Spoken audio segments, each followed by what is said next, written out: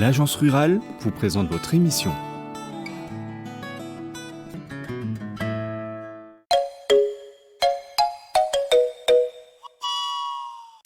Un gravlax, c'est une recette de pays nordiques. Alors eux, ils utilisent du saumon. Le saumon, c'est très gras. Et pour le conserver, ils vont le faire mariner avec du sucre et du sel. Si vous croisez du mulet au marché, sous-estimez pas cette espèce parce que franchement, c'est de la qualité. Bonjour la Calédonie, bonjour le Pacifique Sud. Bien cuisiner, c'est accessible à tout le monde, mais ça demande un petit peu de rigueur et de la technique. Et c'est comme ça que mon invité est devenu champion du monde. Alors salut, moi c'est Titon Pillot, je vais avoir 30 ans cette année. Je suis né en Polynésie française, mais c'est surtout en Calédonie que j'ai grandi. Et depuis 2014, je fais du stand-up paddle en compétition, donc de façon professionnelle. Ça sera toujours bien d'apprendre des nouvelles recettes aujourd'hui. Et c'est vrai que déjà tout petit, mon père il nous a amené pêcher avec mon frère, c'est lui qui nous a appris à chasser, à pêcher, etc. Donc voilà, ma mère elle passe ses commandes quand on part, puisqu'on est limité dans le nombre de prises et dans les sortes aussi. Donc voilà, il y a une langouste par an, les autres on les laisse, et voilà, et les poissons qu'il faut. En Nouvelle-Calédonie, je passe beaucoup de temps sur le lagon bien sûr, je suis beaucoup en mer, beaucoup sur l'eau. Donc ouais, c'est un ingrédient qu'on a beaucoup bossé depuis longtemps, depuis qu'on est gosse.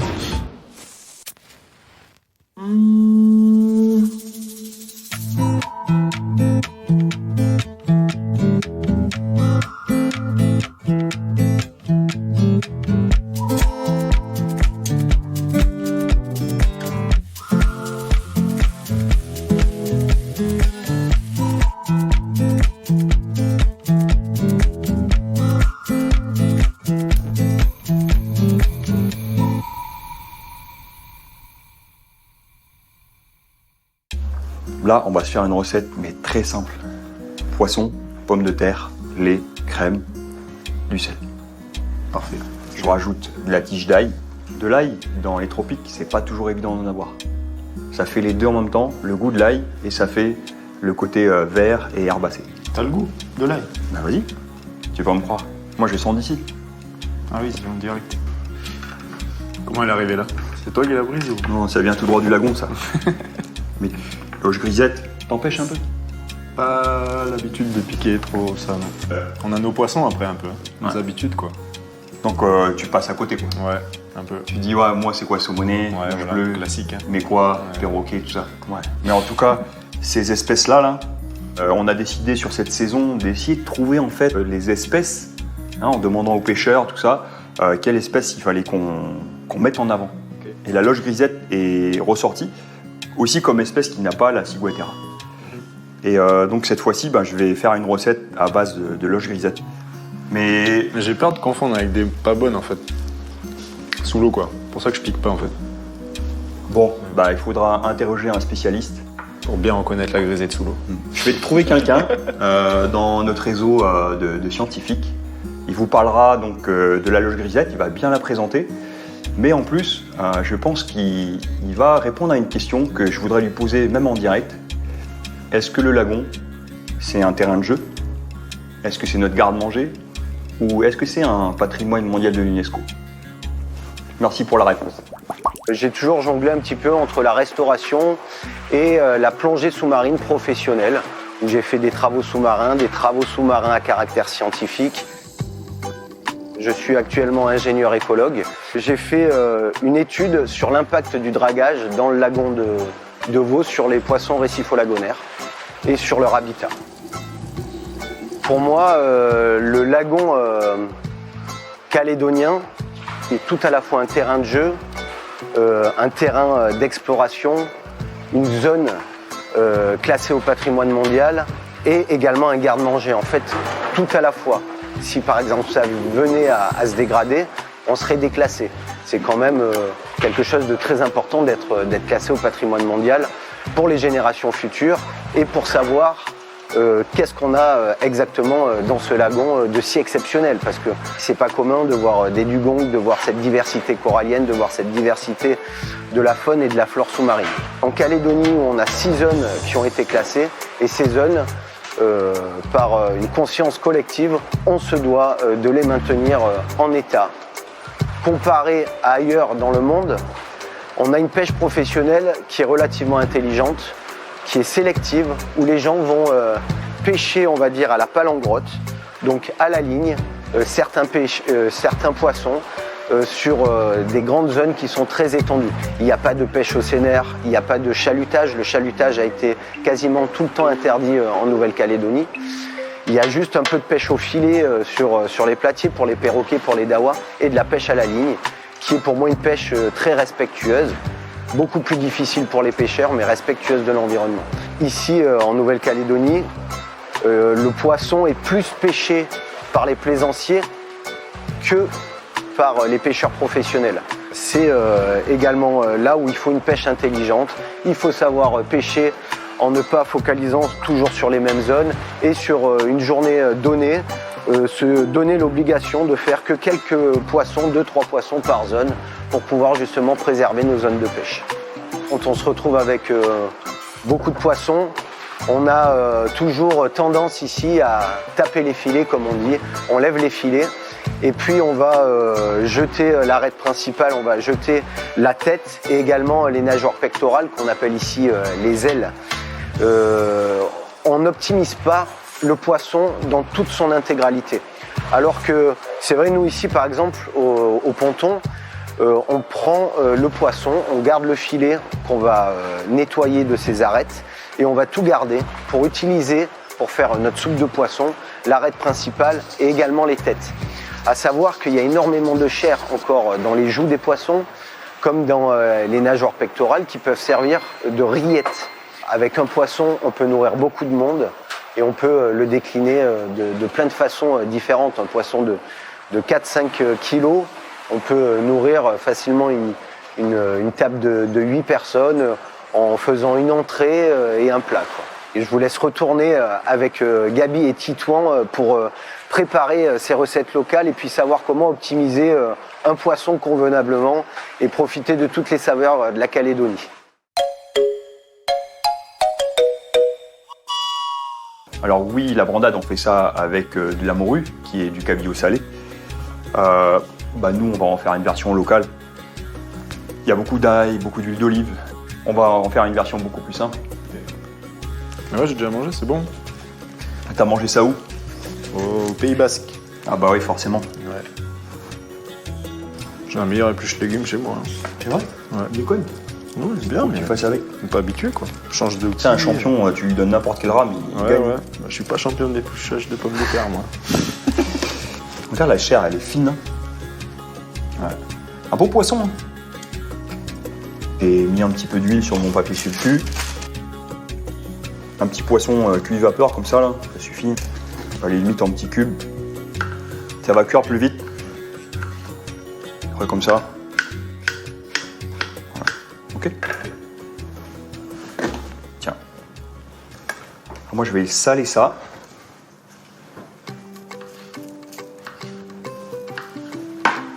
Lui il est prêt. On aurait pu prendre un autre tubercule, de l'igname, ça fonctionne très bien. Patate douce, taro. Si vous avez du taro de montagne, c'est un peu plus sec, donc je vous recommande juste de mettre un peu plus de lait. Remplacez le lait par du lait de coco aussi.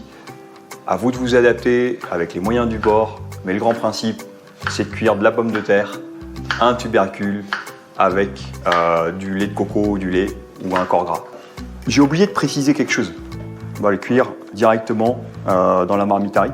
Gros avantage, c'est que si tu oublies, Ouais, ça se lève et quand ça dépasse les 100 degrés, ça s'arrête. Ok. Ok?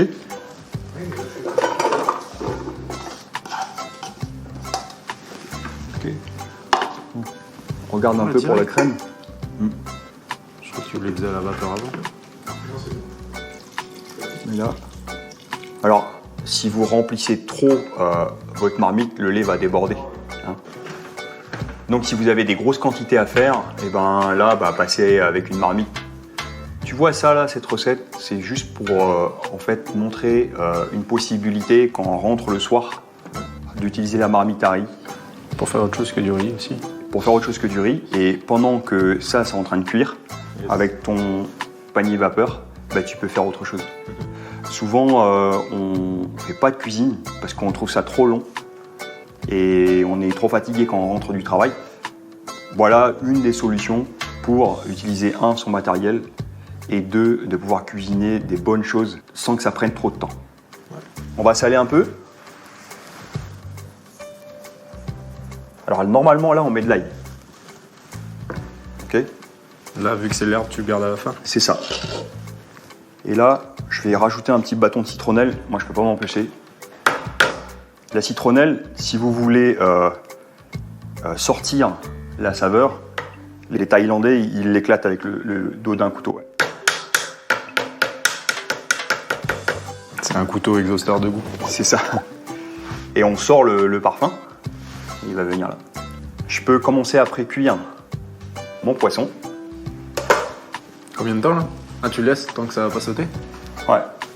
Là, de temps en temps, on va remuer. Mais je pense que dans 15 minutes, c'est cuit. Aussi rapide que le riz. Hein. Ok. Ça y est, la marmite à riz, elle bout. Et en même temps, avec la vapeur, ça va cuire le poisson. 2 en 1. Parfait, ça travaille tout seul. Travaille tout seul. Ouais, c'est la cuisson qui fait le travail. Juste à côté, je vais te proposer une recette anti-gaspi. Quand on fait les filets, on enlève les têtes, les corps, et je pense que la plupart du temps, on les jette. Ouais, je suis pas trop filé, mais ouais. Toi, tu manges le poisson entier? Ouais, on mange beaucoup le poisson entier, mais il m'arrive d'aller pêcher avec des copains, ouais, c'est filet, ouais. Bien sûr, tout ce qui est tête et toutes les carcasses, vous les gardez et vous les jetez à terre. Oui, maintenant, ouais. C'est vrai qu'on n'avait pas cette habitude avant, mais maintenant, avec ce qui se passe, il faut choper ce réflexe d'enterrer à terre. Ouais. Mais moi, les têtes, je garde. C'est la partie préférée de la maman, donc si on jette une tête, on en prend une. Ah ouais? Ouais, je dirais pas ça. La maman de Titouan Pouillot aime les têtes. Alors ça, c'est une sacrée nouvelle. Mais malheureusement, elle a enfin, comme on sait, la ciguatera, ça s'accumule un peu. Ouais. Donc c'est moi qui les mange maintenant. Avec ces espèces-là, aucun problème. Ouais. Ça tombe bien, on a travaillé sur des espèces comme le bossu doré, Grisette. la grisette. Avec ces espèces, c'est garanti sans gratte. Et plutôt que de jeter les têtes, on va les utiliser. Il faut savoir que sur un filet, c'est 50% avec 40% du poisson qui reste. Donc on va optimiser et utiliser les têtes pour faire 2 choses. Récupérer la chair, et je vais te proposer un bouillon thaï. Je te présente les ingrédients. Ouais. Donc les têtes de poisson. La cuisine thaïlandaise, elle repose beaucoup sur ses plantes aromatiques et ses rhizomes. Les racines de coriandre, à ne pas jeter. Hein. Les feuilles de cambawa, le galangal. J'adore. Et j'ai remarqué que quand tu mets du galangal, tu as moins besoin de saler. La citronnelle et le gnoc mam pour saler. Déjà, avec ça, on a un super bouillon. Là, moi, ce que j'aime bien faire, c'est un peu colorer les têtes pour leur donner pour donner un goût au bouillon. Attention, ça va chauffer. Je mets une petite coloration, vous n'êtes pas obligé. C'est juste pour sortir un peu du goût.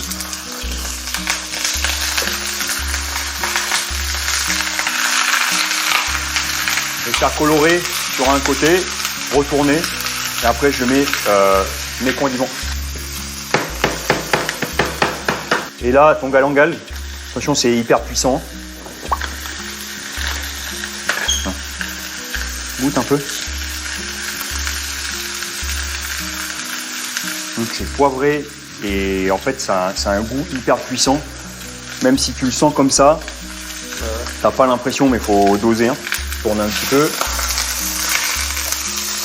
Voilà. Ça a moins de parfum que le gingembre, mais je trouve que ça a beaucoup plus de puissance. Ouais. Donc là, on colore bien. Et là, ça a un goût de poisson grillé. Quand tu fais bouillir, ça n'a pas le même parfum, ça n'a pas la même odeur. Et là, c'est parti. Les racines. Là, les Thaïlandais, ils l'ouvrent un peu comme ça. Voilà. 2 feuilles, ça va suffire. Et là, c'est parti, on met de l'eau.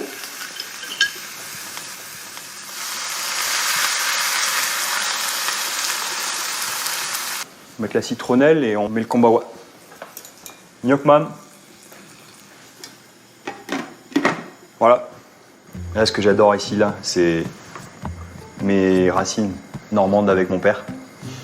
Et là, les voyages que je faisais en Thaïlande. Si j'ouvre un petit peu, voilà, petit voyage direct, ça me rappelle tout de suite la Thaïlande. Okay. Et bah voilà, sur cette émission, on essaye de aussi mélanger les cultures parce qu'on considère que les apports d'autres cultures peuvent venir enrichir notre culture culinaire et ouvrir nos papilles.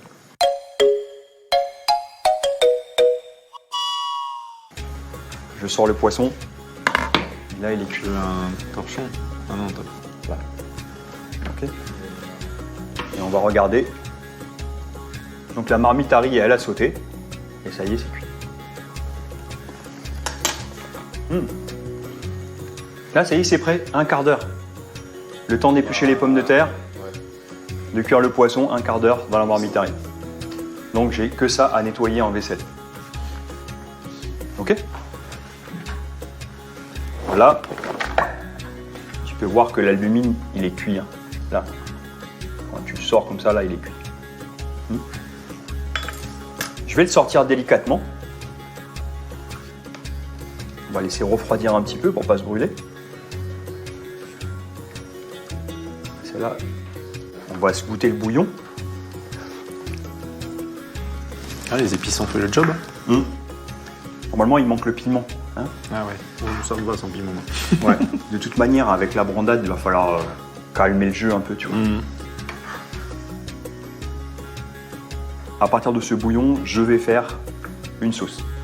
Ça, tu trouves tout au marché en plus.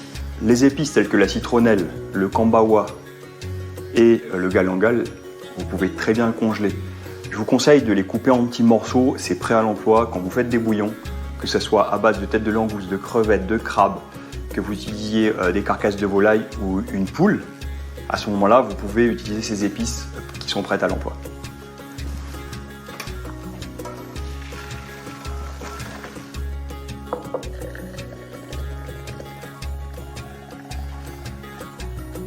Je le remplis pas trop. Après, tu peux même le fermer à chaud. Étiquette, l'heure, et ça part au congélateur. Une fois refroidi. Hein. Ok. Ah, c'est du travail, hein. Ouais. Mais au moins. Ça va faire le, on dimanche, parle... faire le dimanche en famille. Mais on parle de vie chère en Calédonie. Mais tant qu'on jette les têtes, on n'optimise pas notre nourriture. En attendant, moi, je vais utiliser le bouillon pour faire une sauce. Tu veux faire un velouté, on va l'épaissir avec de la patate douce qui est pré-cuite. Donc si par exemple tu mets un igname en cube dedans ou tu mets de la patate douce, tu la fais cuire, tu mixes, ça fait un velouté. Yes. Tu peux rajouter des oignons caramélisés et ensuite tu parfumes.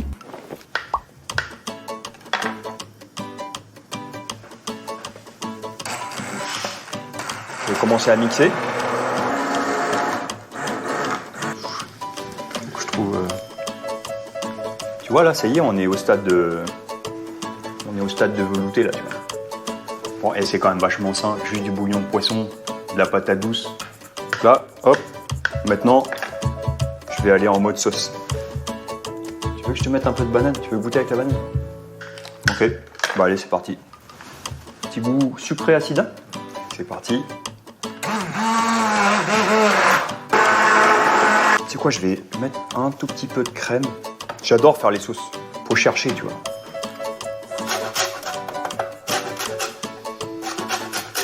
Des fois, 5-10 minutes après, elle va s'homogénéiser, tu vois. D'ailleurs, avec le.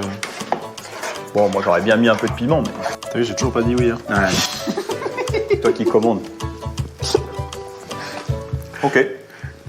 Valide.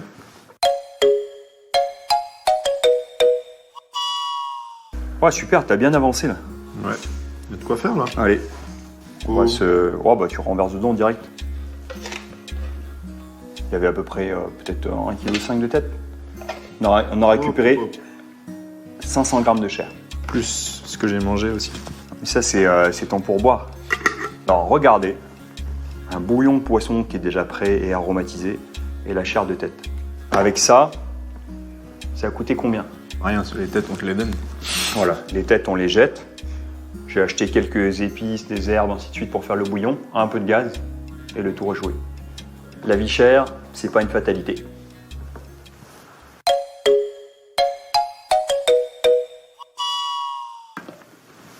Donc là, le poisson. Ce que je vais te demander de faire, c'est de l'écraser avec un fouet, directement dedans. Là, c'est pas grave si elle est un peu colorée, c'est normal. Vas-y, ça va. Tu mets un petit peu d'huile d'olive. Voilà, continue, ouais, jusqu'à ce que ce soit bien homogène. Attention, je vais te mettre la tige d'ail à infuser. Et maintenant, on va rajouter le poisson.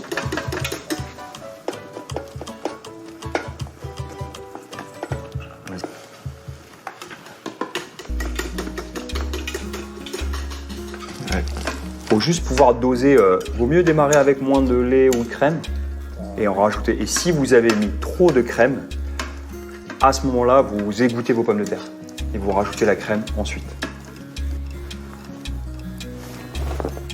Et là, en fait, si tu fais ça pour les bébés là, à partir du moment où ils ont 6 mois plus, là, ça va être top, quoi. Servi tiède, c'est magnifique. Alors ça se garde super bien et tu fais des croquettes après. Ah ouais. Donc tu fais une panure à l'anglaise. Forme à la poêle. Voilà. Puis il reste des gros bouts de poisson quand même.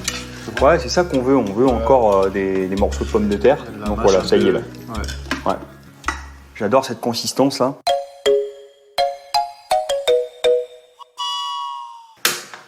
Ah, mon moment préféré, c'est la cuisson du poisson.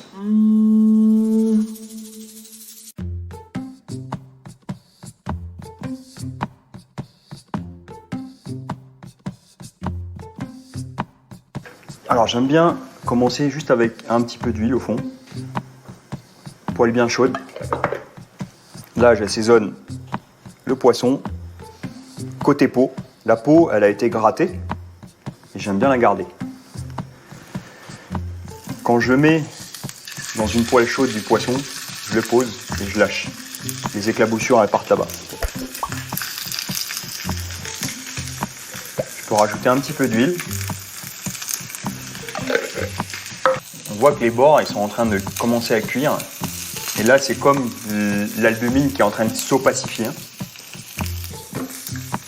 Je vais même éteindre la poêle pour l'instant. On va laisser monter la température. On va essayer de se faire une jolie décoration, comme si tu avais accueilli quelqu'un de spécial. Alors tu poses, hein, et là tu finis comme ça. Ça fait un peu quenelle là. Tu fais une petite quenelle. Tu vas la remuer un petit peu. Ouais. Tu vois, tout à l'heure, je cherchais... on voulait pas aller trop sur du piment. Finalement, l'alternative, c'est le poivre vert. Ah, Ok. ça me plaît ça. Ouais.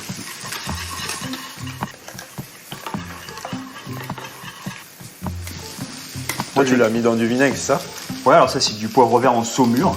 Ok. Que tu peux acheter dans le commerce, ou tu peux faire ça toi-même. Ouais. Dans la sauce. Je remixe. Allez. Alors, lui, t'as vu? Ouais. Il est presque fini de cuire. Là, il va finir en inertie. On va le laisser finir celui-là.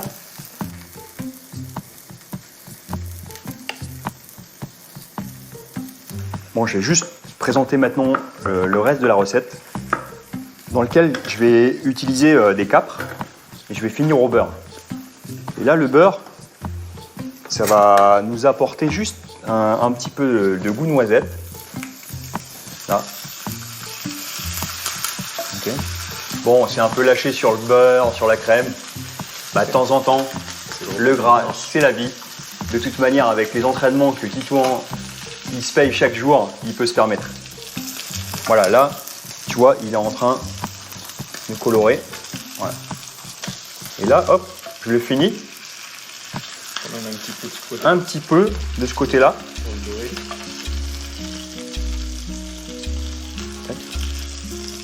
Et regarde. Donc ça, c'est les capres. Un petit peu le citron.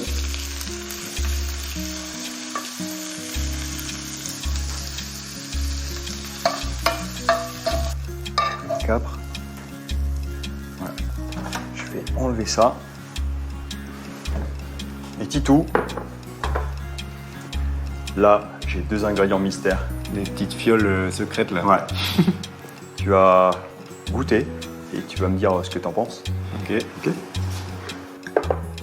On va juste en mettre un petit peu. Style condiment quoi. C'est des petits condiments. Celui-là, c'est la même préparation. Ok. 2 trucs différents. Des trucs différents. On va goûter et puis tu vas me décrire un peu tes sensations. Ouais, il faut que je trouve les 2 condiments là. Ouais. Donc l'autre, Là. celui-là là. Papaye là. Ouais. Papaye verte. Et là il y a la mangue. C'est de Ouais, la s'il y a du cheveu. Christophine. Ok, elle est un peu fibreuse. Ouais. Et c'est de la papaye et de la Christophine lacto-fermentée. Ok. Ok. Lacto fermenté. Ouais. Ça veut dire que ça va fermenter pendant 3 jours à l'air ambiant.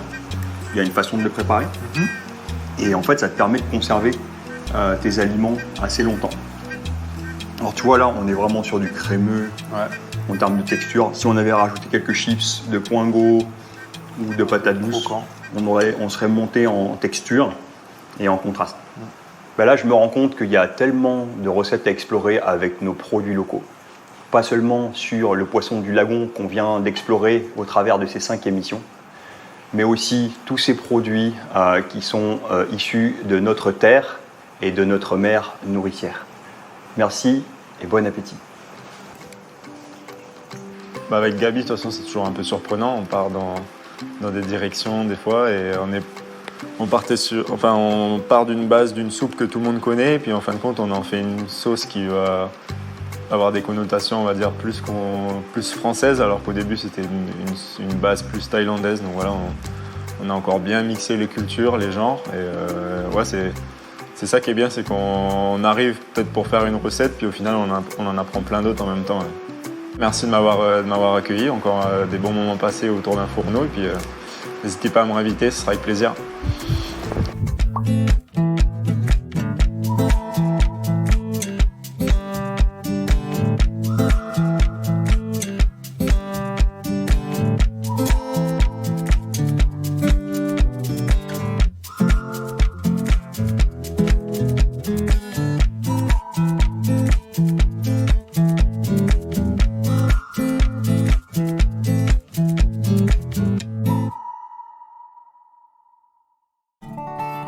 Votre émission vous a été présentée par l'Agence Rurale.